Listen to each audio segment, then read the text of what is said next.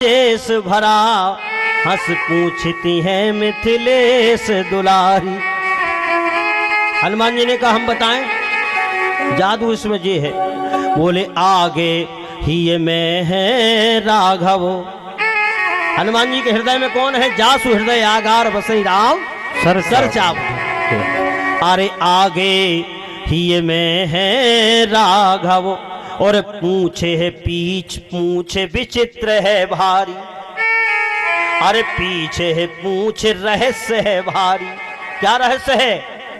बोले बानर को भला पूछी तो कौन। अच्छा बताओ, बंदराय पूछ रहा हो तो कोई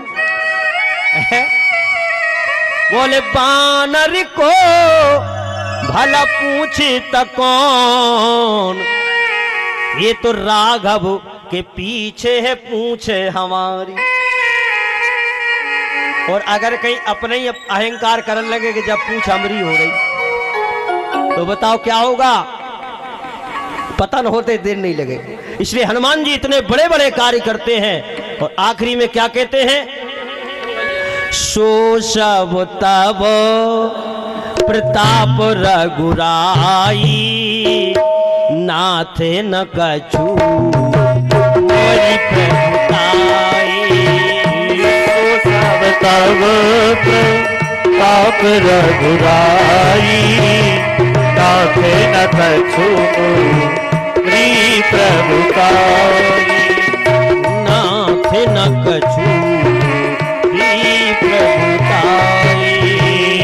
नाथ न कछु प्रभुताई। इसलिए सज्जनों ब्रह्मा जी ने कहा, ब्रह्मा जी से कहा भगवान नारायण ने, एक काम करो, ये 4 श्लोक भागवत के हैं। चतुश्लोकी ब्रह्मा जी के लिए भगवान नारायण ने श्रीमद् भागवत का अध्ययन कराया। अहमेवास्मेवाग्रे, बहुत सुंदर। अहमेवास्मेवाग्रे, हमारे अलावा संसार में कुछ भी नहीं है। यदि ये हमारी खोपड़ी में दिमाग में बात बैठ जाए तो हमें कभी अहंकार ही नहीं आए।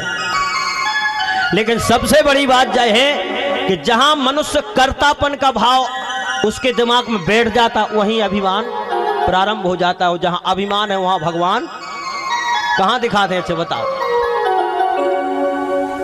इसलिए सज्जनों ब्रह्मा जी के लिए चतुश्लोकी भागवत, ब्रह्मा जी ने सृष्टि का सृजन प्रारंभ किया और सबसे पहले 10 मानस पुत्र, 10 मानस पुत्रों को अपने मन से प्रकट किए। सबसे पहले मरीचि, अत्रि, अंगिरा, पुलस्त, पुलह, क्रतु, वशिष्ठ, अथर्वा, भृगु ऋषि और सज्जनों देवर्षि नारद। छाया से करदम और दक्ष, ये मानस पुत्र हैं ब्रह्मा जी के। इनसे का सृष्टि का विस्तार करो। लेकिन कोई भी जब सक्षम नहीं हुआ सृष्टि के सृजन में सहयोग, तो ब्रह्मा जी को चिंता हुई। चिंता के कारण सज्जनों भृगुटी से साक्षात भगवान रुद्र का जन्म हुआ। बोले सृष्टि का सृजन करो, तो बोले बिल्कुल ले। और इन्होंने अपने जैसी सृष्टि प्रारंभ कर दी। भूत प्रेत डाकनी पिशाचनी और सब हम करे पृथ्वी भर गई। ब्रह्मा जी ने हाथ जोड़ के कहा रेंद्र तुम्हारी सृष्टि हमें जरूरत नहीं है, ये मॉडल ठीक नहीं है तुम्हारा। भगवान रुद्र के हाथ जोड़ ले। फिर इसके बाद सज्जनों अपने ही शरीर को मथा ब्रह्मा जी ने दाहिने अंग से पुरुष और बाएं अंग से शत्रुपा का जन्म हुआ। भगवान नारायण ने ज्ञान कराया कि इस सृष्टि को यदि चलाना चाहते हो तो बिना स्त्री और पुरुष की यह सृष्टि चलने वाली नहीं है। मैथुनिक क्रिया के द्वारा इस सृष्टि का विस्तार होगा। तो स्त्री और पुरुष का जोड़ा अपने शरीर से प्रकट किया और इसके बाद सज्जनों इस सृष्टि का विस्तार हुआ। मनोजी महाराज और शत्रुपा का विवाह हुआ और ये पूरे वेद शास्त्र पुराण मनोजी और शत्रुपा के कथाओं से और इनके वंश से, इनकी वंशावली से पूरे शास्त्र भरे पड़े। आपको छम कथाएं संक्षेप में सुना रहा है आपको, क्योंकि विस्तार से तो ये कई कथा मुश्किल पड़ जाती है 3 घंटा। मनोजी महाराज की 5 संतानें आप संक्षेप में समझे। सबसे बड़े बेटे का नाम सज्जनों उत्तानपाद। उत्तानपाद का अर्थ क्या है? जिसका चरण समाज में अच्छे कार्य के द्वारा ऊंचा हो जाए, समझ लो वो उत्तानपाद। पाद माने चरण और उत्तम माने श्रेष्ठ। समाज में जिसका चरण अपने कार्य के चरित्र के द्वारा समाज में अपना चरण ऊंचा हो जाए, समझ लेना वो उत्तानपाद। ऐसा उत्तानपाद राजा का सज्जनों चरित्र है। इनके यहां साक्षात भगवान के भक्त ध्रुव जी का प्रादुर्भाव हुआ। ऐसे राजाओं के यहां भगवान के भक्त पैदा होते हैं और साधारण नहीं थे। ध्रुव जी महाराज भगवान के भक्त 5 वर्ष की अवस्था में, 5 वर्ष। अब कोई कहे कि साहब हम तो बुढ़ापे ही में कर हैं भजन, तो ये पढ़ो आप श्रीमद् भागवत महापुराण की कथा सुनो। 5 वर्ष की अवस्था में भगवान की प्राप्ति कर ली ध्रुव जी ने। एक दादाजी थे 80 साल के। हमने कहा दादाजी भजन करो, चलो कथा हो रही, बढ़िया कथा सुनो।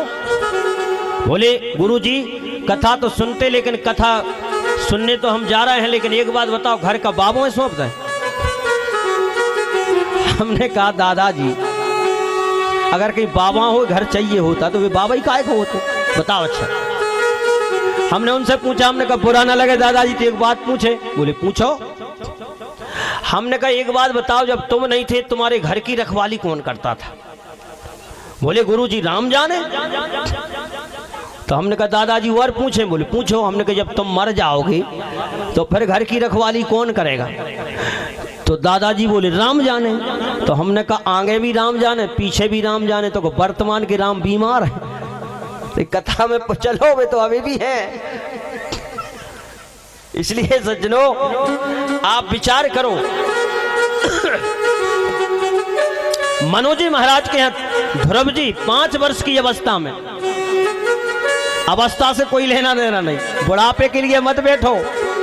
अरे वर्तमान यदि सुधर गया तो सब सुधर गया, क्योंकि वर्तमान हमारे हाथ में है। और सौतेली माता की वचनों से व्यथित होकर के जंगल में अपनी माता सुनीति की आज्ञा लेकर के गए और ऐसा भजन किया मधुबन में, मथुरा के पास मधुबन। देवर्षि नारद को गुरु बनाया, क्योंकि शास्त्रों में लिखा है बिना गुरु के परमात्मा की प्राप्ति होती नहीं। इसलिए बिना गुरु के गुरु जरूर बनाओ। एक होता है दीक्षा गुरु, शिक्षा गुरु जीवन में कई बना लो, लेकिन दीक्षा गुरु एक ही होता है। इसलिए बिन गुरु भाव निधि तरई न कोई, जो बिरंची शंकर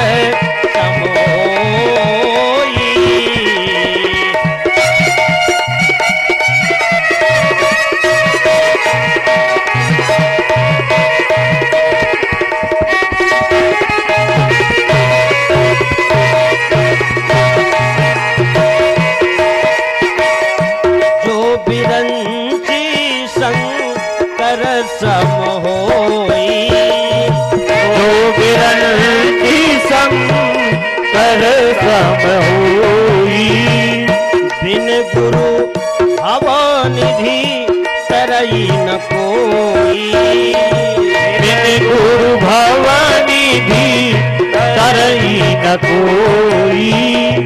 देवर्षि नारद आए और पूछा ध्रुव जी से, एक बात बताओ कहाँ जा रहे हो? बोले जंगल। बोले क्यों? बोले हमने सुना जंगल में तपस्या करेंगे तो भगवान मिलेगा। नारद जी ने परीक्षा ली, चेला पक्का है कि कच्चा?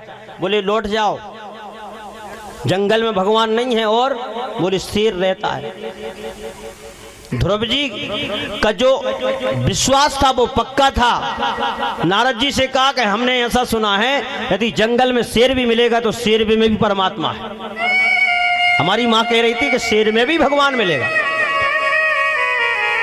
तो बोले एक बात बताओ कितनी बार खाते हो? बोले 5 बार। तो जंगल में कौन देगा तुम्हें, इसलिए लौट जाओ। ध्रुव जी ने कहा जब दांत न थे जब दांत न थे तब दूध दियो, अब दांत भये का अन्न न दे है। अच्छा बताओ ये व्यवस्था कौन की है? भागवत में लिखा है जब हम माता के गर्भ में थे तो आप्यानी नाम की नाड़ी है, शास्त्रों में लिखा है आप्यानी नाम की जो नाड़ी है जो दूध से भरी हुई है, वो आप्यानी नाड़ी का कनेक्शन माता के गर्भ में हमारे मुख में फिट हो जाता है, अदृश्य रहती है। हमें माता के गर्भ में भी व्यवस्था की परमात्मा ने। है कोई विज्ञान आज के समय में जो कर सकता?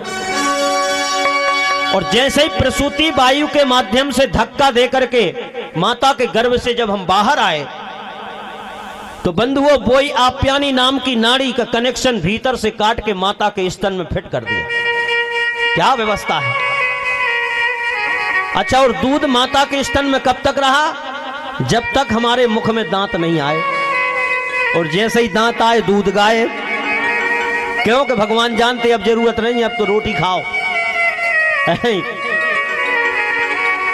इसलिए जब दांत न थे तब दूध दियो, अब दांत भये का अन्न न दे है। इसलिए अरे जीव बसे जल में थल में, सुध सबकी लेत सो मेरी विलय है। इतने जीवों की वो व्यवस्था कर रहा तो हमारी छोड़ देगा, लेकिन विश्वास होना चाहिए। हमें तो यह सब भ्रम है कि हम ही कर रहे हैं सब। हमारे बाद मोड़ा को का हुई है, फिर मोड़ी को का हुई है। पूरी व्यवस्था ऐसा लग रहा है कि पूरी सृष्टि यही चला रहा है, इतनी चिंता। हाँ, इसलिए जाने को देते अजाने को देत, जहान को देत सो मोह को भी दे है।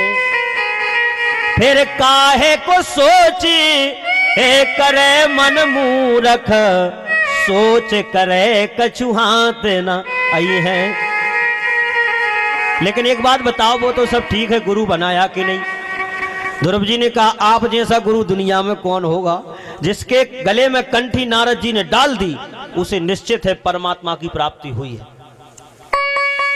है नहीं? ऐसे देव ऋषि नारद बोले बिना गुरु के नहीं, तो बोले आप ही गुरु बन जाओ। राम मिला बनहार, हे परमा गुरु। देखो पिटरास जो है संगीत का घर है, तो हम सोच रहे हैं एक बंदिश की चीज होना चाहिए, चाहे 2 लाइन की हो, है ना? राम मिला बनहार। और हमारे मुकेश भैया का वायलिन पे काम देखो आप, वाह। राम मिला बनहार, परम गुरु राम मिला बनहार, राम मिला बनहार, परम गुरु राम मिला बनहार।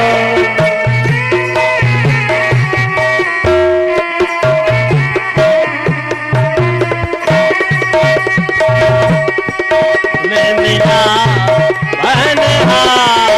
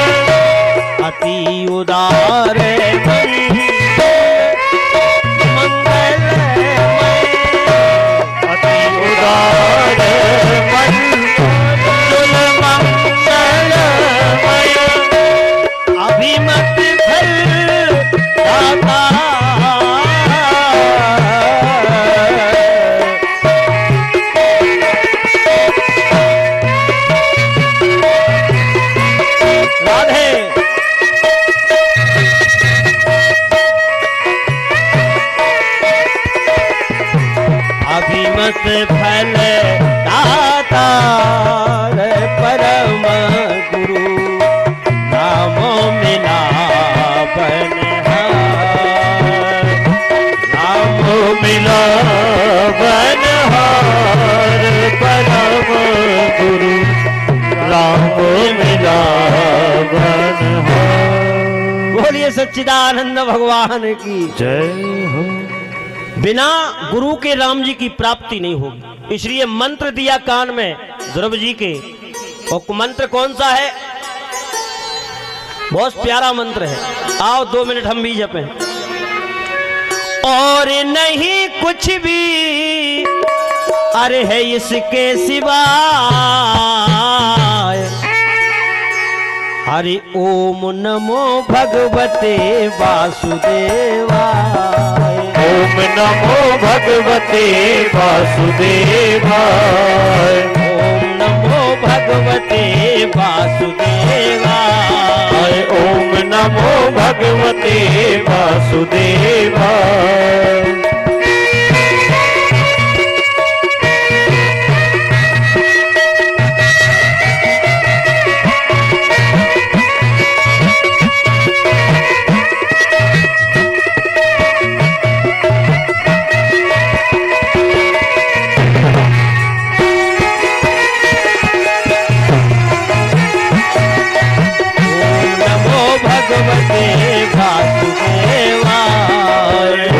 नमो भगवते वासुदेवाय।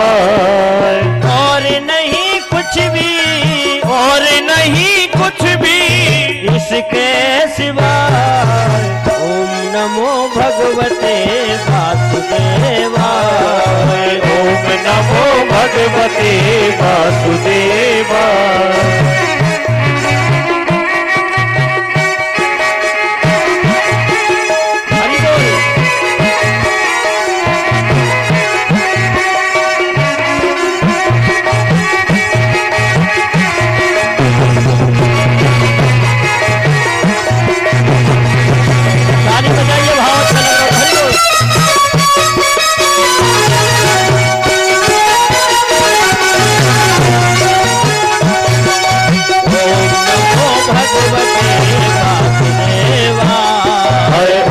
नमो भगवते वासुदेवाय।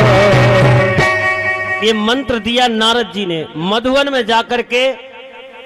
जैसे ही पहला महीना लगा, देखिए धीरे धीरे साधना बढ़ाना चाहिए, दुराग्रह नहीं करना चाहिए। मंगलवार आज तक नहीं रहे व्रते, कई आदमी करते हैं, ये आज तक मंगलवार व्रते नहीं रहे। नवरात्रि रह गए पूरी निर्जला, तो 3 दिन तो चली और चौथे दिन अस्पताल में पहुंच गए।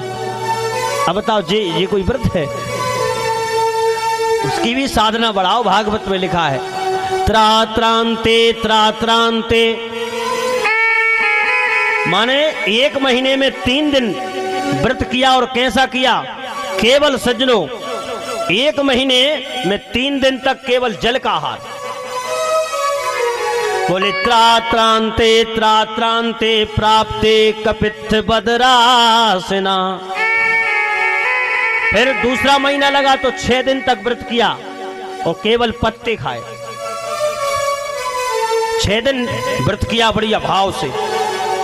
और इसके बाद जैसे ही तीसरा महीना लगा तो अब की बार 9 दिन व्रत किया, लेकिन 9 दिन केवल वायु का आहार। धीरे धीरे साधना बढ़ाओ। अब ये नहीं भाई, एक जगह वास्तव में बिल्कुल सत्य घटना है। एक गांव में जो है एक मोटी ताजी माता जी थी, बहुत ज्यादा। और जब देखो जब अपने पति को बहाना करती रहती है, सुनो हम तो निर्जला हैं, आज हमारा व्रत निर्जला है। तो पति पूछे जा बताओ निर्जला का क्या मतलब? बोले मतलब ये है कि आज हमें भोजन नहीं बनाना और तुम्हें अपने हाथ से बनाओ और खाओ। अच्छा, बोले तुम्हें काहे नहीं बनाने? बोले हमें इसलिए नहीं बनाने, अगर कहीं हम चूल्हे के पास जाएंगे तो गला सूखेगा। अच्छा, गला सूखेगा तो निश्चित है हमें पानी पीना पड़ेगा, हमारा व्रत खंडित हो जाएगा। इसलिए आप अपने हाथ से ठोको और खाओ। अच्छा, और जब देखो जब निर्जला, पति बहुत परेशान के हद हो गई, इतनी मोटी ताजी हो रही फिर भी जब देखो जब निर्जला। आखिर देखें तो सही इसका कैसा निर्जला है। तो इसने भी एक दिन विचार किया कि आज इसका निर्जला है तो अपन भी भोजन नहीं बनाए। बोले देवी आज तो हम ससुराल जा रहे है नहीं? ससुराल? बोले हाँ। तो बोले भोजन हमें नहीं बनाना, अब तो ससुराल में रहेंगे 8 दिन। बोले ठीक है। अच्छा, और ये सूट के सजा के आगे के दरवाजे से निकला और चुपचाप पीछे के दरवाजे में से घुसा और सीधा बालकनी पे बैठ गया ऊपर। इसने देखा यार देखे तो सही कैसा निर्जला है, मोटी ताजी खूब और इतने शक हो गई। और वास्तव में इसके घर में गन्ना की खेती होती थी। अब ये तो गन्ना का क्षेत्र, लेकिन हम यहाँ की बात नहीं कर रहे, हम तो बाहर की कर रहे हैं। बोलिए सच्चिदानंद भगवान की। अच्छा, गन्ना की खेती होती थी, गन्ना टिके थे आंगन में 10। देखो आप, इसने भी भीतर की कुंडी लगाई और सबसे पहले आंगन में बैठ के 10 गन्ना निपटाए साहब। और जे देख रहा हे भगवान जो है निर्जला, देखो आप गजब हो गया। अच्छा, इसके बाद में एक अमरूद बेचने वाला आ गया गांव भी, तो अमरूद खरीदी 2 किलो और 2 किलो अमरूद टिटकारी। हाँ साहब, और ये देख रहा 11 बज गए दिन के, और इतने में इसने क्या किया, बढ़िया 250 ग्राम घी में और 100 ग्राम शक्कर मिलाकर और चावल तल के और बढ़िया बेखाए। इतने में 4 बज गए और 4 बजे इसने दाल चावल सब्जी रोटी बना कर रख दी और विचार किया कि अब ये शाम को खाएंगे। और इसको भी भले आदमी को जैसे ही दाव लगा तो पीछे के दरवाजे से निकला और आगे के दरवाजे को खटखटाया। जैसे ही पत्नी ने दरवाजा खोला घबरा गई, बोली तुम तो कह रहे थे 8 दिन में यहाँ आ जाइए, आ गए, क्या बात है, क्यों गए क्यों नहीं है? तो उसने सूटकेस रख दिया। बोले देवी जैसे ही गांव के बाहर निकली अपशगुन हो गया। बोले अपशगुन क्या हो गया? अरे बोले एक सांप मिल गया। जैसे ही सांप का कहा पत्नी घबरा गई। बोले सांप? बोले हाँ। बोले कितना बड़ा था? बोले ज्यादा बड़ा नहीं था, गन्ना बराबर था। अब पत्नी का दिमाग खराब हो गया, कहीं देख तो नहीं लिया। अच्छा एक बात बताओ, गन्ना बराबर था तो उसका मुंह कितना बड़ा होगा? जब लाम बताओ गन्ना बराबर सांप, तो बोले देवी ज्यादा नहीं, बिही बराबर मुंह था उसका, अमरूद बराबर। तो पत्नी ने कहा हो सकता है देख लिया। अच्छा एक बात बताओ, गन्ना बराबर लंबा था, बिही बराबर मुंह था, तो मरा होगा, जिंदा नहीं होगा? अरे बोले नहीं देवी, सरक रहा था। बोले कैसे? बोले जैसे घी शक्कर में चावल सरका था। अब तो इसको और मतलब शक, इसकी हकीकत तो बदल गई, तो कहीं देख लिया। अच्छा एक बात बताओ, गन्ना बराबर बड़ा था, बिही बराबर मुंह था, जिंदा था, सरक रहा था, फिर तुम कैसे बच गए स्वामी? फिर तुम कैसे बच गए? तो इसने कहा हम ऐसे ही बच गए जैसे दाल चावल और सब्जी रोटी बची धरी है, 1 घंटा वो नहीं आते तो भाभी साहब। और इसने उठाया डंडा और 3-4 फटकारे। बताओ ऐसा निर्जला हो रहा। लेकिन सज्जनों, श्रीमद् भागवत कार कहते हैं पंच में मास अनुप्राप्ते जिता जित श्वासो नृपात्मजा। जैसे ही 5वां महीना लगा तो अब तो ध्रुव जी महाराज ने और सज्जनों ऐसी लगन लगाई परमात्मा की चरणों में, शरीर की सुध भी भूल गए, श्वास लेना भी बंद कर दिया। त्रिलोकी में हाहाकार मच गया। लागी लगन मत छोड़ना, हरि जी मेरी लागी लगन मत छोड़ना। हरि जी मेरी लागी लगन मत छोड़ना। लागी लगन मत छोड़ना, लागी लगन मत छोड़ना। हरि जी मोरी लागी लगन मत छोड़ना। हरि जी मोरी लागी लगन मत छोड़ना। हरि बोल।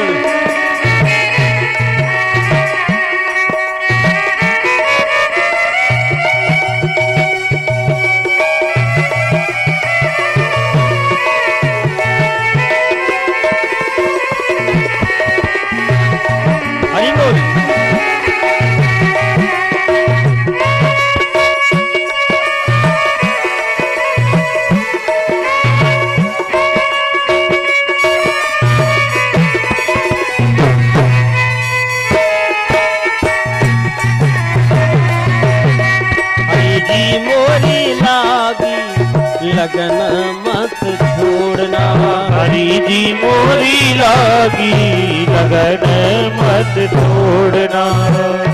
तू ही मेरा सेठ है, तू ही साहूकार है, तू ही मेरा सेठ है, तू ही साहूकार है। ब्याज पे ब्याज मत जोड़ना, ब्याज पे ब्याज मत जोड़ना। क्योंकि अरे हम तो मूलधन खाए बैठे, ब्याज की तो छोड़ो। बिंदु जी तो कहते मूलधन भी खा गया। धर्म की हुंडी उठी, अब कालपुर की आएगी, इसलिए जिंदगी तेरी अधम नीलाम कर दी जाएगी। इसलिए ब्याज पे ब्याज मत जोड़ना, ब्याज पे ब्याज मत जोड़ना। जी मोरी लागी लगन मत जोड़ना, हरी जी मोरी लागी लगन मत जोड़ना।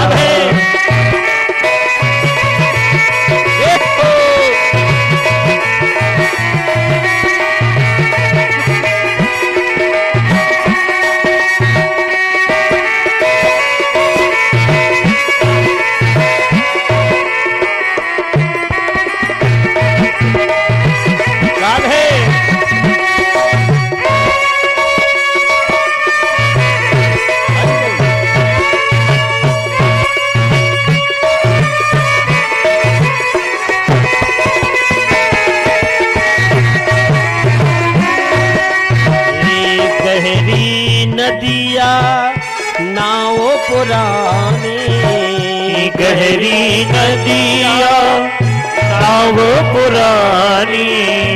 ये संसार रूपी, इसे सरल भाषा में कहते संसार सागर।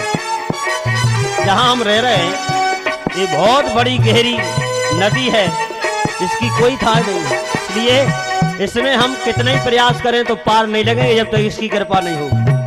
ये हाथ पकड़ के न पार लगाए तो बस की नहीं। इसलिए गहरी नदिया नाव पुरानी, गहरी नदिया नाव पुरानी। हे प्रभु बीच भंवर मत छोड़ना, बीच भंवर मत छोड़ना। हरी जी मोरी लागी लगन मत छोड़ना, हरी जी मोरी लागी लगन मत छोड़ना।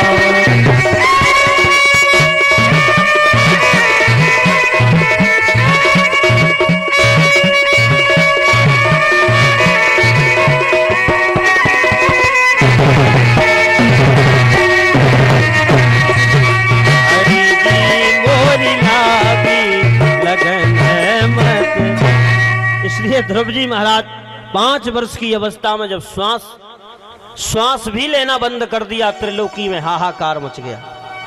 गरुड़ जी से कहा कि चलो जल्दी। गरुड़ जी को थोड़ा अहंकार आया, बोले इनके हमारे बिना इनका भी काम नहीं चलता। आज गरुड़ को भी छोड़ के परमात्मा ध्रुव जी के लिए जब देवता प्रार्थना कर लेंगे, प्रभु जल्दी बचाओ। क्यों? बोले हमारी दम घुट रही। बोले एक भक्त मधुबन में और हमारा भजन कर रहा है, इसलिए हम उनको दर्शन देने जा रहे हैं। आज ध्रुव जी महाराज के सामने भगवान खड़े, लेकिन ध्रुव जी महाराज नेत्र बंद करके परमात्मा की झांकी का अंदर दर्शन कर रहे हैं। जैसे ही झांकी का आकर्षण किया, परमात्मा ने नेत्र खुले, जो अंदर दर्शन हो रहा था वो बाहर खड़ा है। जैसे कौशल्या जी के सामने अभी आप देखेंगे, सोमम उर्वासी यह उपहासी, सुनत धीर मन थिर न रहे। नेत्र खुले, लेकिन ध्रुव जी महाराज बोल नहीं पा रहे। क्यों? 5 वर्ष और विचार कर रहे हैं कि ये नहीं पूछ पाए जल्दी में कि मैया एक बात बताओ, यदि भगवान प्रकट हो जाएं तो प्रार्थना कैसी करना पड़ती? क्योंकि 5 वर्ष के बालक। अच्छा, देवता ऊपर से हंस रहे, किसी ने पूछा देवता क्यों हंस रहे? बोले इसलिए हंस रहे कि हमारे सामने प्रकट हो जाएं भगवान तो हम इतनी लंबी लिस्ट पकड़ा देते, अब देर ही मत करते, सुख संपत्ति घर आवे। इसलिए और आज इनके सामने भगवान स्वयं खड़े हैं लेकिन बोल नहीं रहे। भगवान समझ गए, अपना शंख निकाला और ध्रुव जी महाराज के गाल में स्पर्श करा दिया। आज वेदत ध्वनि निकलने लगी ध्रुव जी महाराज के मुखारबिंद से। इसलिए कहा है सज्जनों, यदि उसकी कृपा हो जाए तो लंगड़ा पहाड़ चढ़ जाता है और गूंगा वाचाल हो जाता है। मूकम करोति वाचालम पंगु लंघते गिरिम यत्कृपा तमहम वंदे परमानंद माधवम। रामचरितमानस में भी गोस्वामी जी कह रहे, जही पर कृपा करिए जेई जानी, जही पर कृपा करिए जिय जानी, जही पर कृपा करिए जिय जानी, जही पर कृपा करिए जिय जानी, कभी उरे अजीर न चावत वाणी, कभी और अजीर न चावत वाणी। जिसके ऊपर गोविंद की कृपा हो जाए उसके हृदय प्रदेश में सरस्वती नृत्य करती है। भाई सरस्वती क्या है? भगवान के हाथ की कठपुतली है नहीं? बोले उमा दारू जो सित की नाई और सबई नचावत राम गुसाई। इसलिए सज्जनों ध्रुव जी महाराज ने प्रार्थना की और इसके बाद बोले मांगो क्या चाहिए। अच्छा, एक बड़ी विडंबना है, शास्त्रों में उल्लेख आया है, एक बार परमात्मा की प्राप्ति मनुष्य को हो जाए सारी इच्छाएं समाप्त। पहले तो भला ही कुछ इच्छा लेकर के हम साधना करते हैं, लेकिन भगवान की प्राप्ति होने के बाद सारी इच्छाएं समाप्त हो जाती हैं। सुग्रीव के पास में जब परमात्मा की प्राप्ति हुई, उन्होंने भी यही बात कही कि अब नहीं, अब मत मारो, बाली है। बोले काहे? भाई अपनी जो अपनी मित्रता हुई थी वो इसी बात को लेकर के हुई थी कि भाई देखो हमें भी परेशानी, तुम्हें भी, तो हम तुम्हारी परेशानी दूर करें तो हमारी करियो। तो बोले नहीं प्रभु, बाली सबसे बड़ा हितैषी है। बोले क्यों? बोले यदि बाली नहीं होता तो आप कैसे मिलते? अच्छा, भगवान ने कहा ये इतना खतरनाक भक्त है, स्वार्थी, इसे देखो। अच्छा जी कहां से कह रहा है? मुंह से कह रहा है कि हृदय से कह रहा है? और जब एक बार लड़ने भेजा और जब बाली की गदा से जब पिट के आया तो बोले बताओ मारे कि नहीं मारे? अरे बोले वो तो बहुत खतरनाक आदमी, तुम तो मारो ही। बैराग सब खत्म है नहीं? वो पहले क्या कह रहे थे? सब तज भजन करो दिन राति, अब नहीं चाहने का चाहिए। इसी प्रकार ध्रुव जी महाराज के सामने जब भगवान प्रकट हुए, अच्छा एक कौन सी इच्छा लेकर के आए थे कि एक दिन इस राजगद्दी पे बैठ के रहेंगे। माता सौतेली के वचन को बाण रूपी वचनों से विदित होकर के जब आए, गिलानी से भर के आए थे, लेकिन आज परमात्मा के सामने कहा कि हमें कुछ नहीं चाहिए। लेकिन भगवान की भक्ति सज्जनों यदि किसी ने कामना से भी की है तो हमारे प्रभु उसकी चाहे लौकिक चाहे पारलौकिक कोई भी कामना हो पूरी करते हैं, क्योंकि राम सदा सेवक रुचि राखी और वेद पुराण साधु सुर साखी। करो तो सही आप। बोले ठीक है, अरे हमारी प्राप्ति हमारी भक्ति तो तुम्हें प्राप्त हो ही गई, लेकिन एक काम करो, जाओ पिताजी की राजगद्दी पे बैठो और 36,000 वर्ष राज करो और फिर सीधे हमने एक तुम्हें लोक बना दिया है जिसका नाम है ध्रुव लोक, उसमें तुम विराजमान रहोगे, ऐसे नहीं रहोगे, अचल रहोगे। लिखा गोस्वामी जी ने, ध्रुव सा गलानी जपे हरि नाम और पावा अचल अनुपम ध्रुव सगलाई जपयु हरि नाम पावा अचल अनुपम ठाऊ। ध्रुव सगलानी जपयु हरि नाम पावा अचल अनुपम। पावा अचल, भगवान की कृपा से ऐसा स्थान प्राप्त हुआ है जो अचल, अचल माने स्थिर। अच्छा एक बात बताओ, ध्रुव लोक के सब चक्कर लगाते हैं, सूर्य चंद्र तारा जितने भी नक्षत्रगण हैं सब चक्कर लगाते हैं, लेकिन इन्हें कोई की चक्कर नहीं लगाने। अच्छा काय नहीं लगाने? अच्छा आपने देखा होगा बड़े आदमी के सब चक्कर लगा, जी के पास माल है। अच्छा माल वाला किसी के पास जाता है? नहीं जाता। पैसे वाले के सब चक्कर काटते हैं, माल वाले के पास, तो इनके पास कौन सा माल है? राम नाम रूपी माल। इसलिए पावा अचल अनुपम ठाम। जे बैठे महात्मा, अच्छा बताओ जे कोई के चक्कर नहीं लगा, इनके चक्कर सब काट रहे। इसलिए सज्जनों इनके पास बहुत माल है। इसलिए मीरा जी इतना विशाल साम्राज्य छोड़ के चित्तौड़गढ़ राणा से साफ कह दिया, ये तेरा राज तू संभाल। और सुनो राणा, एक बात बताएं, सोने से प्रेम वो करता है जिसे हीरा हाथ नहीं लगा। और एक बार यदि हीरा हाथ लग जाए, चाहे छोटी चीज से बड़ी चीज हाथ लग जाए, तो छोटी चीज से अपने आप मतलब गिरानी हो जाती है, इसका कोई मतलब नहीं। तो मीरा से कहा कि तेरे हाथ में कौन सी चीज लग गई जो आज इतना विशाल साम्राज्य तुझे ठीक नहीं लग रहा, अच्छा नहीं लग रहा?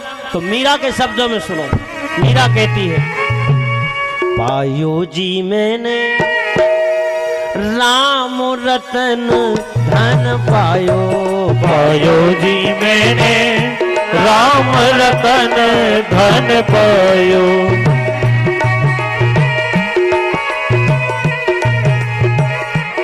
हे पायो जी मैंने राम रतन धन पायो, पायो जी मैंने राम रतन धन पायो। वस्तु अमोलक दी मेरे सदगुरु, वस्तु अमोलक दी मेरे सदगुरु, कृपा कर अपनायो, पायो जी मैंने राम रतन धन पायो, पायो जी मैंने राम रतन धन पायो। हरि बोल।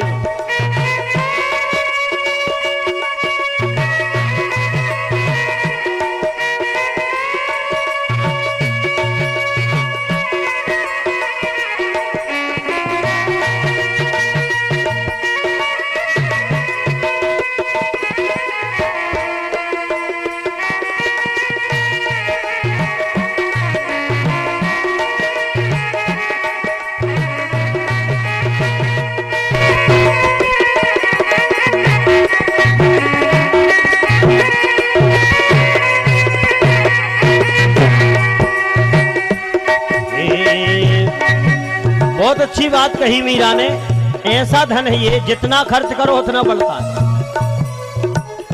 खर्चे ना कोई ना कोई,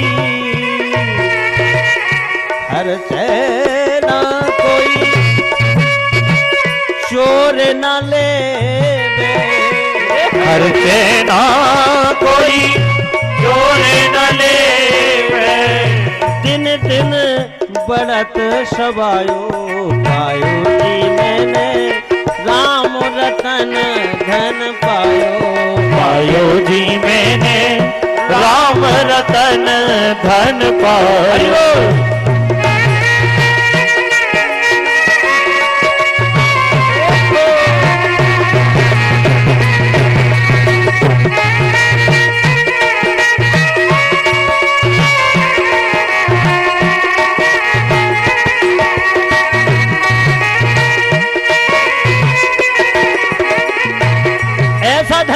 के जाओ, है नहीं? दुनिया में कितने ही धन कमा लो आप, है नहीं? करोड़पति अरबपति बन जाओ, टाटा डालमिया भीरू भाई अंबानी, है नहीं? लेकिन आखिरी में इनकी चिट्ठी में भी आखिरी में वही लिखा जाएगा, क्या? बताओ क्या लिखो जात? निधन। अच्छा, इतने धनवान थे, फिर कहां से हो गए निधन? नहीं। अच्छा, आदमी वास्तव में, एक ने कहा महाराज जी एक बात बताओ, हम स्वर्ग जाना चाहते हैं। हमने कहा चक्कर में मत पड़ो, स्वर्ग ठीक नहीं है। बोले क्यों? बोले हमने लिखा है भाई, हमने पढ़ा है कि भाई नरक में रहो लेकिन दुष्ट का संग न मिले। तो ऐसे मतलब महसूस होता है पढ़ने से कि स्वर्ग अच्छा नहीं है, जब तो गोस्वामी जी ने लिखा कि ऐसे अच्छा तो नरक ठीक है, दुष्ट संग जन दे विधाता, तो जा से भलो नरक को बासा।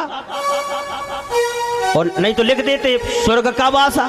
तो हमने कि स्वर्ग के चक्कर मत पड़ो, और स्वर्ग जाना ही है तो तुम टेंशन बिल्कुल मत लो, चाहे तुम भला ही नरक में जाओ, आखिरी में चिट्ठी में तुम्हारा मोहरा मोली लिखवाई दे हैं। बड़े दुख के साथ सूचित करना पड़ रहा है कि हमारे पिताजी का स्वर्गवास हो गया, और चाहे नरक में गए हो। बोलो अच्छा, इसे हमने कहा चक्कर में मत पड़ो बिल्कुल। हाँ, ऐसा धन कमा के जाओ जो इही लोक में जब तक रहो आनंद से रहो, और इस लोक से जब परलोक की यात्रा करो तो वो ही साथ जाए, क्योंकि दूसरा जाता ही नहीं।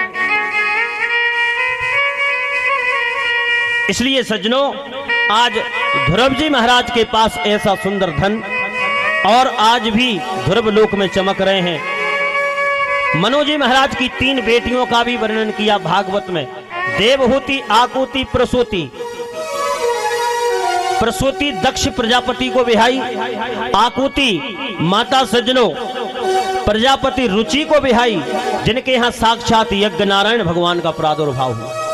अब थोड़ी गाड़ी बढ़ाना पड़ेगी, क्योंकि भाई कन्हैया का अवतरण होना 10वें स्कंद में।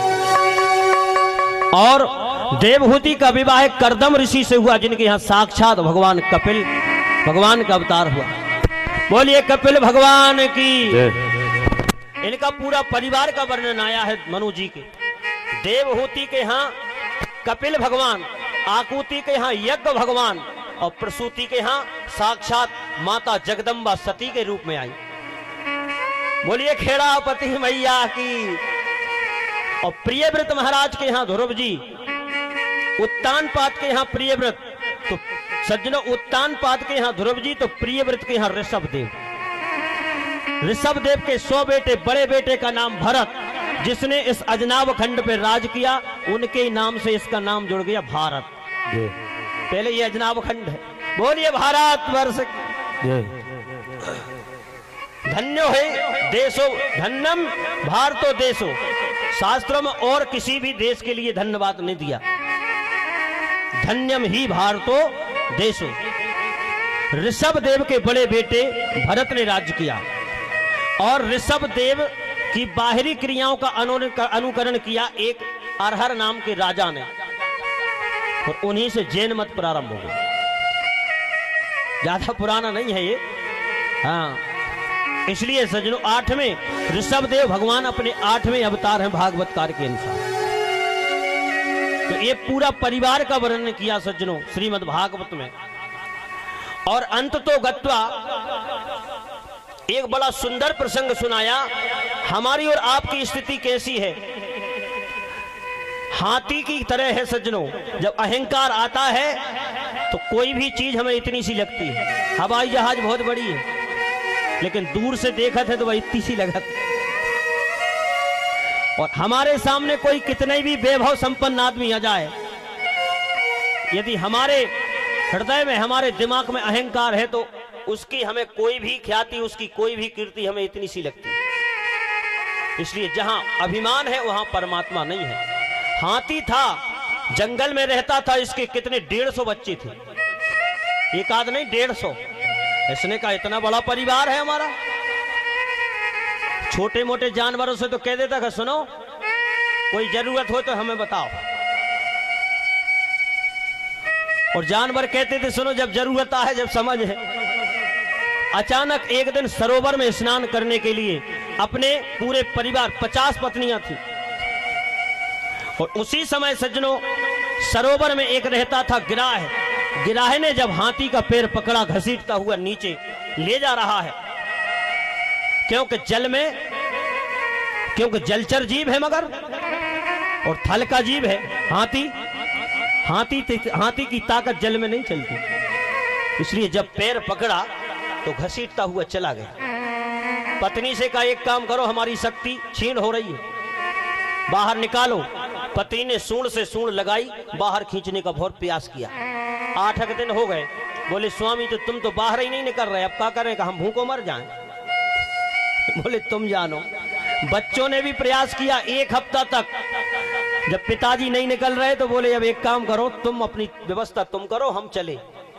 ये हाथी की कथा नहीं है, ये हमारी आपकी है, समझ रहे ना?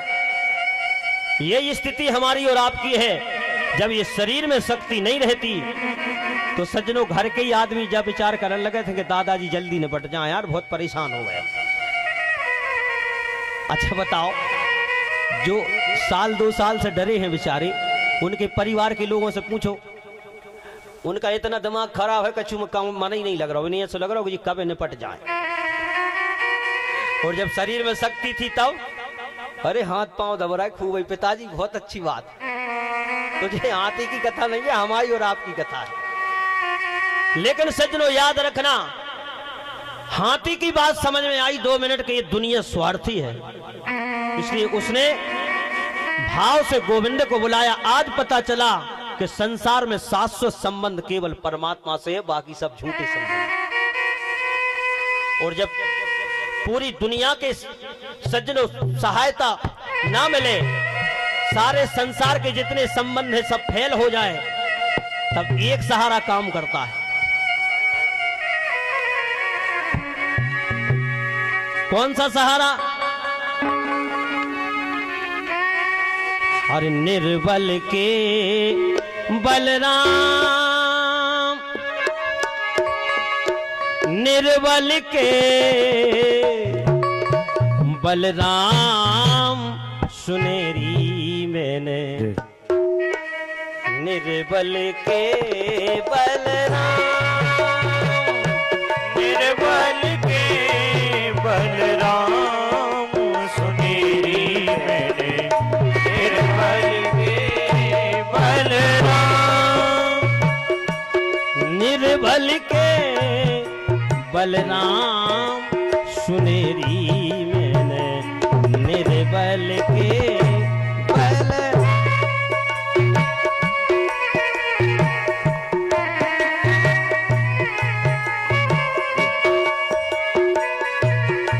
जब लो गजबल अपनो बरतो, नेक सरो नहीं काम,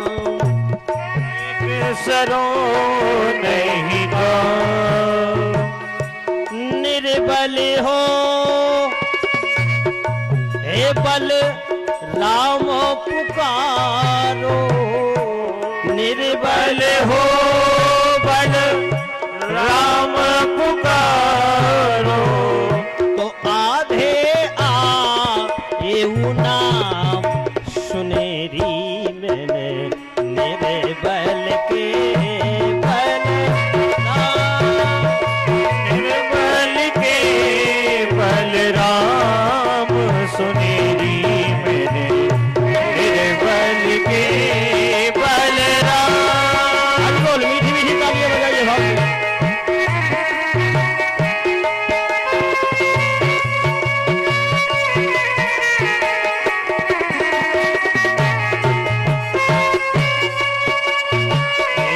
निर्बल के बलराम, निर्बल के बलराम। कहो कि पूरी चीज, पूरा भजन जो है गाने में समय लगेगा, इसलिए भाव दिया। अपबल तपबल और बाहुबल, और चौथो है बल दाम। जब ये सब बल समाप्त हो जाएं, फेल हो जाएं, तब सूर्य किशोर कृपाते सब बल, हारे को हरि नाम। सुनेरी मैंने निर्बल के बलराम। एक भाव से कमल का पुष्प भगवान को जब पुकारा और सामने जब गरुड़ के ऊपर बैठ के आए, कमल पुष्प समर्पित कर दिया, इसके अलावा हमारे पास कुछ नहीं है। इसलिए भाव से परमात्मा की चरणों में आप जो भी समर्पित करते हो, उसी बहाने से परमात्मा, केवल परमात्मा को बहाना चाहिए आपके उद्धार के लिए। कमल के पुष्प को भाव से चलाया, भगवान ने तुरंत खींच के बाहर गिराह को चक्र सुदर्शन से उसका शीश काट दिया, हाथी को बचा लिया। भगवान से कहा, एक बात बताओ प्रभु, पुकारे हम, पुकार हमने लगाई, रोए हम, चीखे हम, सबसे पहले तुमने गिराह का उद्धार किया हमारा बाद में। भगवान ने कहा, सुनो, हमको पुकारने वाले का, हमारे भक्तों का उद्धार हम बाद में करते हैं, एक हमारा नियम है, लेकिन जो हमारे भक्तों का पैर पकड़ लेता है उसका उद्धार हम पहले करते हैं। इसलिए गिराह का पहले, बाद में तुम्हारा। इसलिए सज्जनों, ये हाथी की व्यवस्था नहीं है, कथा नहीं है, ये हमारी और आपकी, यही पूरे संसार में यही स्थिति है। इसलिए सज्जनों, यहां पर अष्टम स्कंद को विराम दिया, मनमंत्रों की कथाएं हैं। और नवें स्कंद में सज्जनों, समुद्र मंथन से देवताओं को 14 रत्न निकाले भगवान नारायण ने, मंथन करके भोले बाबा को विष दिया, लेकिन विष के बाद भी जे सब तो है देव, लेकिन जे है महादेव, और आज भी जे ही अमर है। इसलिए सब लोग कहते हैं बाबा अमरनाथ। इनने अमृत नहीं पिया, जहर पिया, लेकिन जहर पीने के बाद एक ऐसा पान कर लिया, ये अमर कथा का पान कर लिया, राम नाम रूपी अमृत पिया है। और ऐसे नहीं पीते भोले बाबा, कैसे पीते हैं गोस्वामी जी लिख रहे, तुम पुनि रामो राम दिन राती, तुम पुनि राम राम दिन राती, सादर जपहो अनंगे अराती, सादर जपहु अनंग अराती, तुम पुनि राम राम दिन राती, तुम पुनि राम राम दिन राती। इसलिए भगवान भोलेनाथ ने जहर पीने के बाद राम नाम रूपी अमृत पिया है, और उसके कारण सब तो रह गए देव अमृत पीने वाले, लेकिन जो जहर पीने वाले महादेव हो गए। इसके बाद अंतिम रत्न जो अमृत निकला वो देवताओं को दिया, कामधेनु गाय ऋषि महात्माओं के पास 14 रत्नों का बंटवारा हुआ। और संसार में जब भगवान के प्रति हम कोई भी वस्तु समर्पित करते हैं, शास्त्र में लिखा है जमीन पे नहीं गिरना चाहिए। यदि जमीन पे भगवान से चढ़ी हुई चीज नीचे गिर जाती है तो दोष लगता है। इसका प्रमाण है भागवत में, देवराज इंद्र भी निर्धन हो गया। दुर्वासा जी ने भगवान नारायण के द्वारा एक माला प्राप्त की, देवराज इंद्र के पास में पहुंचे और ऐसी सेवा की इंद्र ने, प्रसन्न होकर के दुर्वासा जी ने वो माला इंद्र को दी। लेकिन इंद्र तो अहंकार के वशीभूत होकर के हाथी को माला दे दी। हाथी ने सूंड में फंसा के और पैलों तरह कुचल के फेंक दी। अंततोगत्ता उसका परिणाम यह हुआ कि एक दिन बलि ने कब्जा कर लिया स्वर्ग के ऊपर, और देवराज इंद्र मारे मारे फिर। माता देवहूति ने एक दिन कश्यप भगवान से प्रार्थना की, ऐसा कोई उपाय बताओ, ऐसा कोई बेटा हमारे घर आ जाए जो हमारे बेटों का इंद्रासन मांग करके हमारे बेटों को दे दे। तो पयोव्रत बता दिया। माताएं ध्यान से सुनना, भागवत में पयोव्रत फाल्गुन शुक्ल पक्ष प्रतिपदा से त्रयोदशी तक होता है। और भागवत के मूल मंत्र हैं श्री रामचरितमानस के ये एक एक चौपाई, श्रीमद् भागवत का एक एक श्लोक के मूल मंत्र है सज्जनों, महामंत्र। महामंत्र यही जपत महेशु, कोई करके तो देखे सिर्फ। इसलिए जिन माताओं की कोख नहीं चल रही, निश्चित है यदि उसने ये भाव से श्रद्धा से पयोव्रत का पालन किया, उसके यहाँ वास्तव में भगवान की कृपा से निश्चित है उसका वंश आगे चल जाएगा। ये उपाय है श्रीमद् भागवत में। पयोव्रत किया, उसके फलस्वरूप माता देवहूति के गर्भ से साक्षात भगवान वामन का प्रादुर्भाव। बोलिए वामन भगवान की। देवताओं ने, किसी ने कमंडल दिया, किसी ने छत्र दिया, बृहस्पति जी ने कान में मंत्र दिया, बोले गुरु दक्षिणा में स्वर्ग से बलि से राज मांग करके और देवताओं को दो। देखो जीत तुम सकते नहीं हो, भलाई ब्रह्म का अवतार है हम जानते हैं, क्योंकि बलि के ऊपर गौ की और ब्राह्मण की कृपा है। जिसके ऊपर गौ ब्राह्मण की कृपा हो जाए उसे कोई जीत नहीं सकता। इसलिए एक काम करो, भिक्षा में त्रिलोकी को मांग करके लाओ और देवराज इंद्र को दो। बृहस्पति जी के कहने पर आज भगवान वामन अपने नर्मदा जी के किनारे आए। शायद पिछली साल ये प्रसंग हमने सुनाया होगा नर्मदा पुराण में, और ये अपना ज्यादा दूर नहीं है, अनघोरा, उसी मतलब उत्तर तट पे, उसके आगे बेलथारी घाट है, शायद नरसिंहपुर में ही आता है नहीं? नरसिंहपुर जिले में है बेलथारी घाट, लेकिन है उत्तर तट पे। उत्तर तट पे बेलथारी घाट पे राजा बलि ने आकर के यज्ञ किया, क्योंकि साफ कह दिया था शुक्राचार्य जी ने कि एक काम करो, तुम शतक्रतु बन जाओ, भाई विधानसभा में बहुमत सिद्ध कर लो। भाई जैसे अगर कहीं तुम मुख्यमंत्री बन ही गए और विधायक हो नहीं है,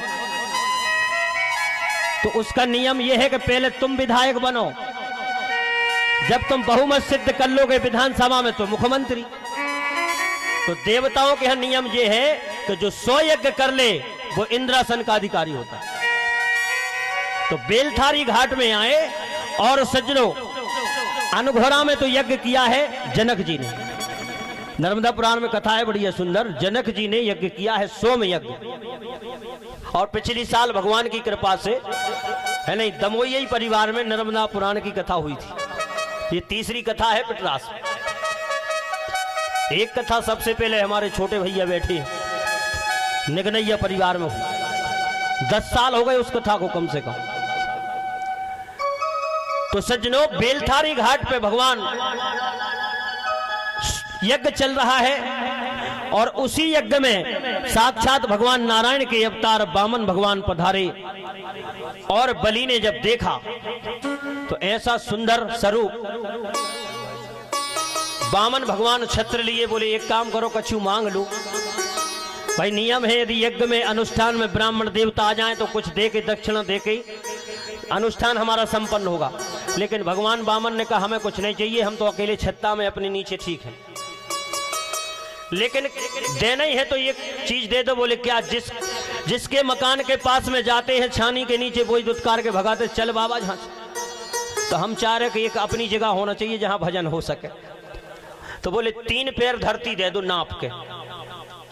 बलि ने कहा वाह, जितने तुम छोटे हो ऐसे ही तुम्हारी बुद्धि भी छोटी है। त्रिलोकीनाथ है हम, त्रिलोकीनाथ। ऐसा मांगना था, मांगना कभी जीवन में मांगने की जरूरत ही नहीं पड़ती।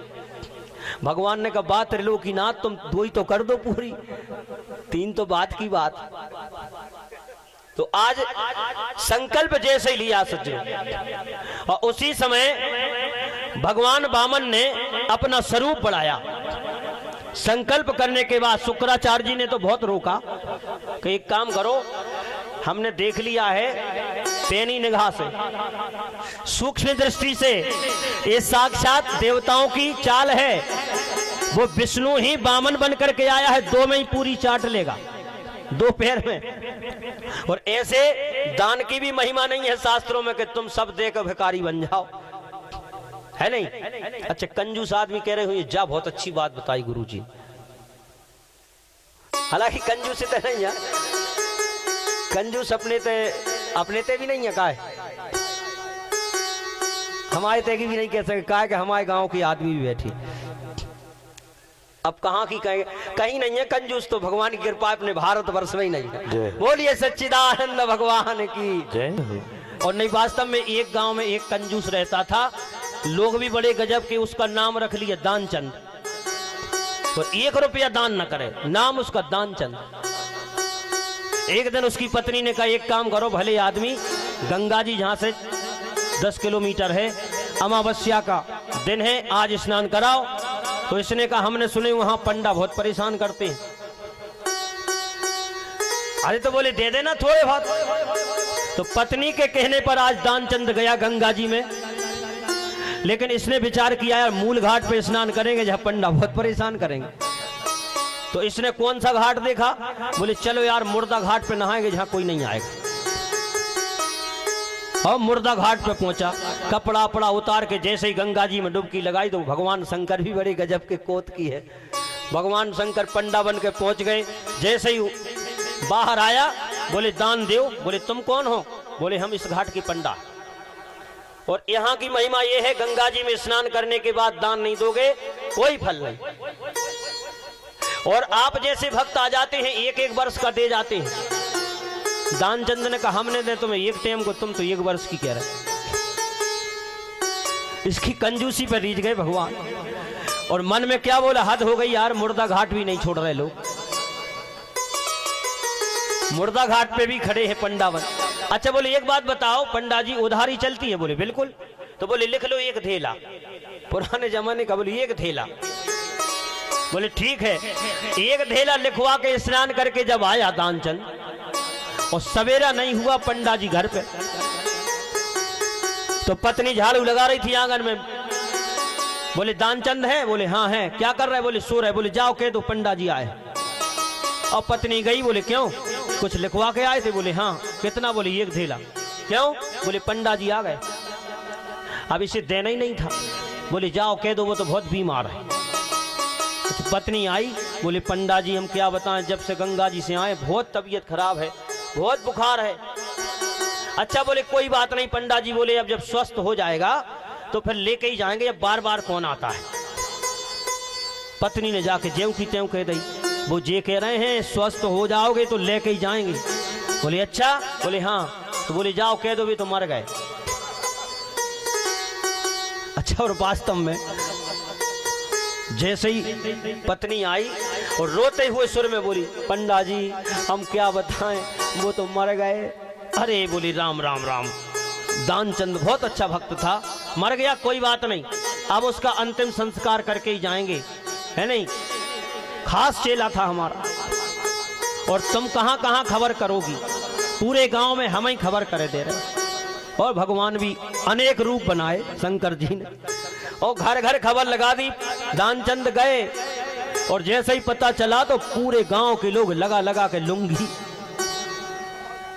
है नहीं, ड्रेस लगा लगा के आ गए। और दानचंद की बड़ी आरती सजाई। आरती सजा के जैसे ही लिटाने लगे तो पत्नी बहुत रो रही, सुनो जे नहीं मरे, जे नहीं मरे, हम झूठी बोल रहे, जे नहीं मरे। लेकिन सबने कहा सुनो ये तो माया है, तो मोह है, कौन की पत्नी चाहती कि हमारा पति मर जाए। नहीं नहीं तुम बिल्कुल मत रो। अरे बोले जे नहीं मरे, किसी ने नहीं सुनी बात। और सचमुच में और जे रह गया बिल्कुल श्वास साध के, गजब के आदमी। और जाके बिल्कुल सीधे चिता में, शमशान भूमि में चिता के ऊपर रख दिया। और जैसे ही आग लगाने लगे भगवान पंडा बने। उनने कहा सुनो चेला हमारा, हम कुछ कान में मंत्र बोल दें जिसमें उद्धार हो जाए इसका। और कान में मंत्र बोले पंडा जी दानचंद के। बोले क्यों दे रहे हो को फुकवा दें?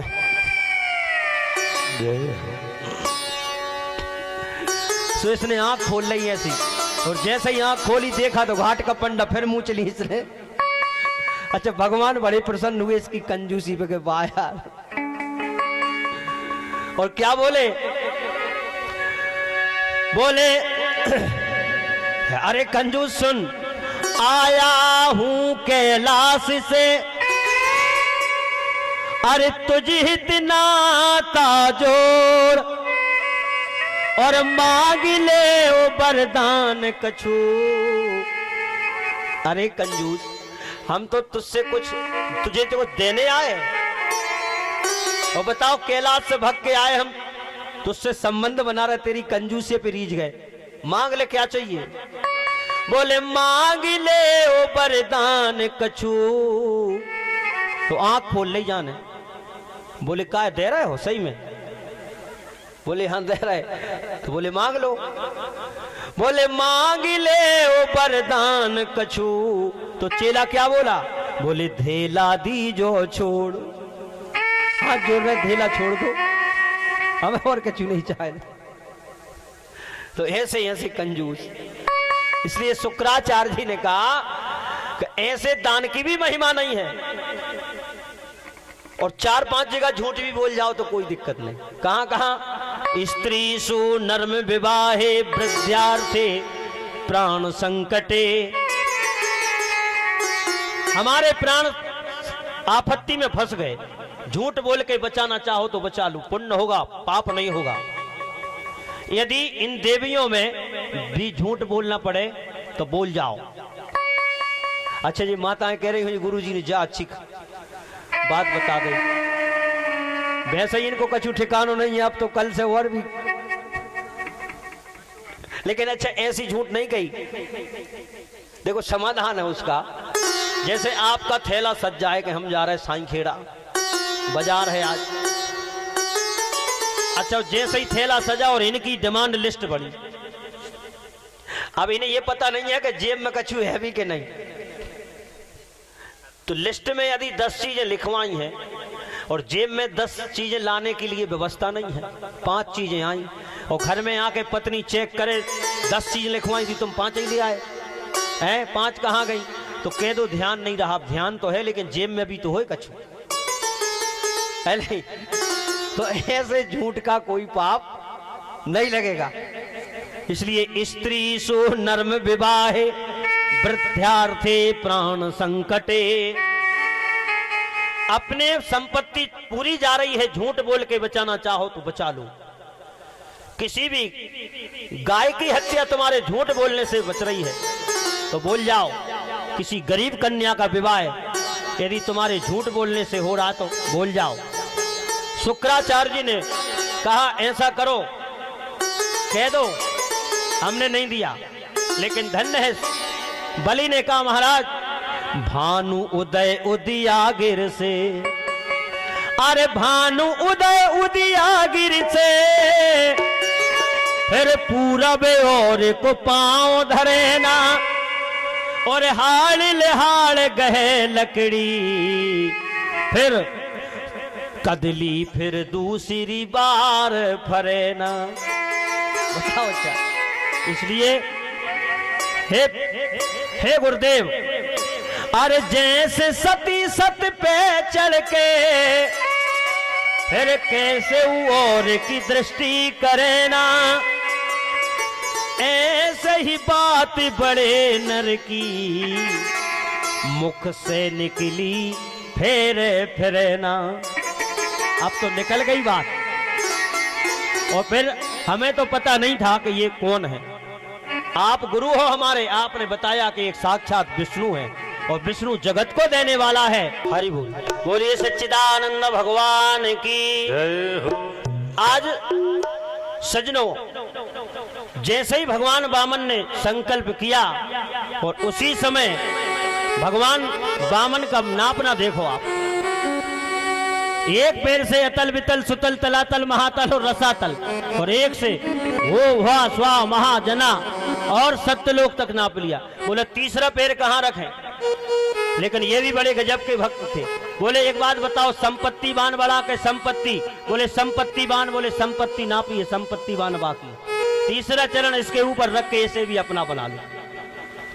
भगवान प्रसन्न हो गए, बोले हमारी तरफ से तुम्हें सुतल लोक का राजा बनाया, अब तुम्हें कुछ चाहिए तो मांगो।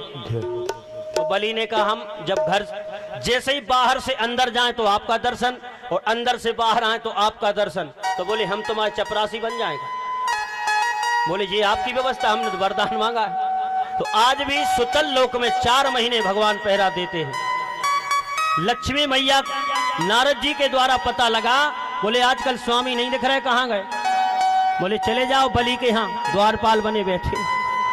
तो रक्षाबंधन के दिन माता लक्ष्मी आई, बलि से कहा हमारा कोई भाई नहीं है। बलि ने कहा हमारी कोई बहन जी नहीं है।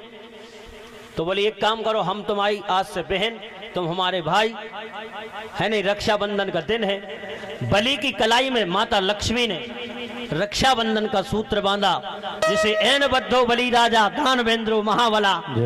जब रक्षा सूत्र बनता है तो ये मंत्र बोला जाता है। इसलिए कलाई में जब राखी बांधी तो नियम है कि भाई साहब कछु दे थे दक्षिणा में। बोले मांग लो क्या चाहे ना बहन जी। और फिर बलि तो कोई साधारण तो है नहीं, है नहीं।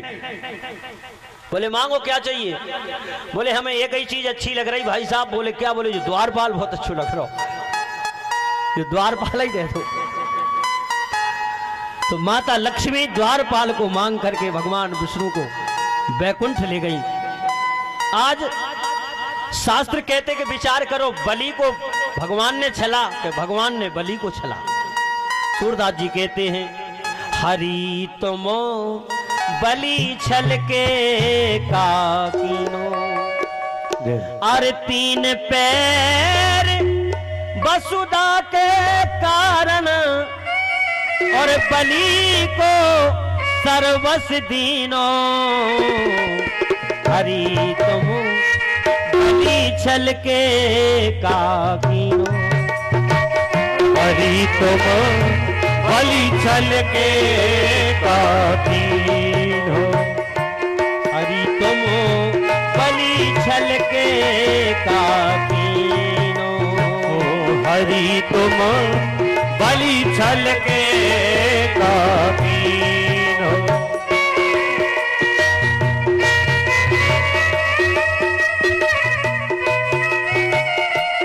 साउंड बिगड़ गया भैया, सुधारो भाई।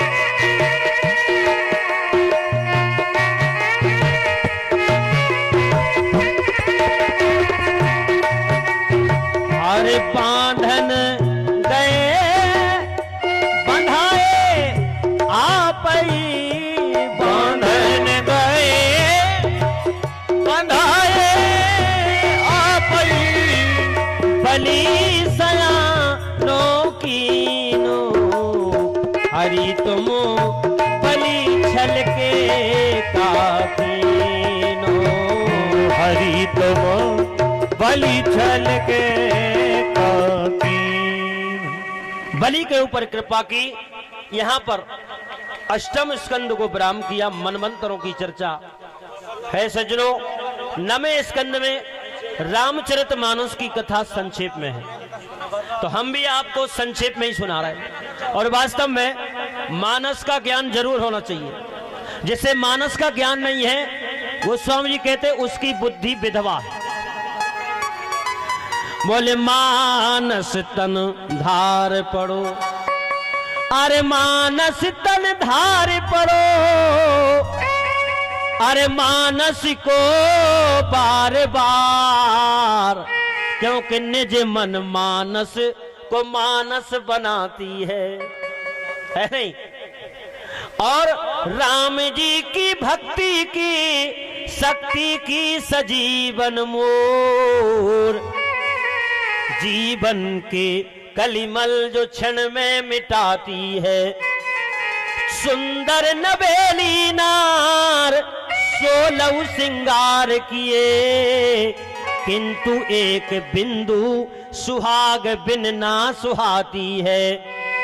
अरे ऐसे ही श्रुति पुराण पढ़ विद्वान बने कोई, लेकिन मानस के बिना बुद्धि विधवा कहाती है। रामचरितमानस का ज्ञान बहुत जरूर। आज भैया काय कर रहे हो, छेड़छाड़ मत करो, बढ़िया चल रहे हो। नहीं, एक चलाओ, कोई एक की बुद्धि लगाओ भाई। 2 आदमी रोटी बनाए स्वाद अलग होता। बोलो गलत कह रहे हैं। आप प्रैक्टिकल कर लो, यदि भंडारे में 2 का दिमाग लगेगा तो स्वाद गड़बड़ होगा। इसी प्रकार ऑपरेटिंग एक की हो जाए तो वो उसको दिमाग अलग है, दूसरा हाथ लगा तो डिस्टर्ब हो गई। इसलिए एक की बुद्धि लगाओ, एक कोई भी लगाओ। बोलिए सच्चिदानंद भगवान की। इसलिए सज्जनों आज बलि के ऊपर कृपा की 9वें स्कंद में सबसे पहले सूर्य वंश की चर्चा, सावधानी से समझो। सबसे पहले भगवान नारायण, नारायण के पुत्र ब्रह्मा, ब्रह्मा के मरीचि, मरीचि के कश्यप, और कश्यप के पुत्र सूर्य भगवान, और सूर्य के विवस्वान, और विवस्वान के पुत्र सज्जनों मनु महाराज, और इनके 10 पुत्र हुए। सबसे बड़े पुत्र का नाम सरयाती, और सरयाती के वंश में एक प्रतापी राजा हुए जिन्हें कहते नाभ, नाभ के नभग और नभग के नाभाग, नाभाग के अम्बरीश, जिन्होंने एकादशी का व्रत किया। और एकादशी का व्रत ऐसा किया, भगवान ने चक्र सुदर्शन अम्बरीश राजा के साथ में लगा दिया कि आज से तेरे राज्य की और तेरी रखवाली हमारा चक्र सुदर्शन करे। एकादशी व्रत शास्त्रों में लिखा है, राम सो न धीर, थोड़ी और बढ़ाओ आवाज, राम सो न धीर, अरे राम सो न धीर, न वीर हनुमान सो,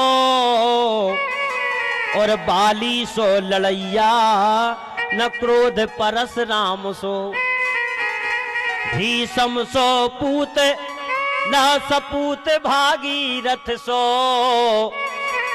सत्य हरिश्चंद्र सो, न दानी बली करण सो, है नहीं, न तेजमान भानु सो, न रूप चार काम सो, भैया योगी शिव शंकर सो, न भोगी घन श्याम सो, और भाई नहीं भरत सो। और आजकल जितनी भी लड़ाई हो रही सब भाइयों ही भाइयों की हो रही, इसलिए भूतो ना भविष्यति। एक आदमी तो रेलवे स्टेशन पे 300 रुपया किलो के पेड़ा बांट रहा हूं। बोले गुरुजी खाओ, हम केस जीत गए। हमने कहा किस बात का केस था, कौन से चल रहा था? बोले भैया से चल रहा था। निकाय को?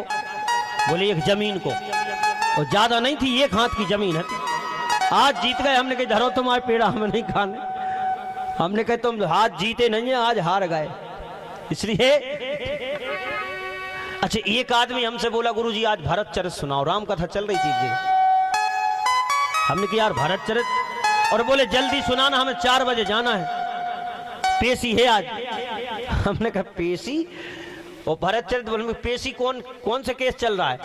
बोले कछु नहीं, घरे घरे में झगड़ा होगा तो बड़े भैया से झगड़ा होगा तो भैया केस चल रहा हो, और आज आखिरी फैसला है। हम सोच रहे भरत चरित सुना दो। हमें कहीं बताओ बुद्धि कैसी लगा रहा है आदमी, भरत चरित सुनाने और भैया से केस चल रहा हो।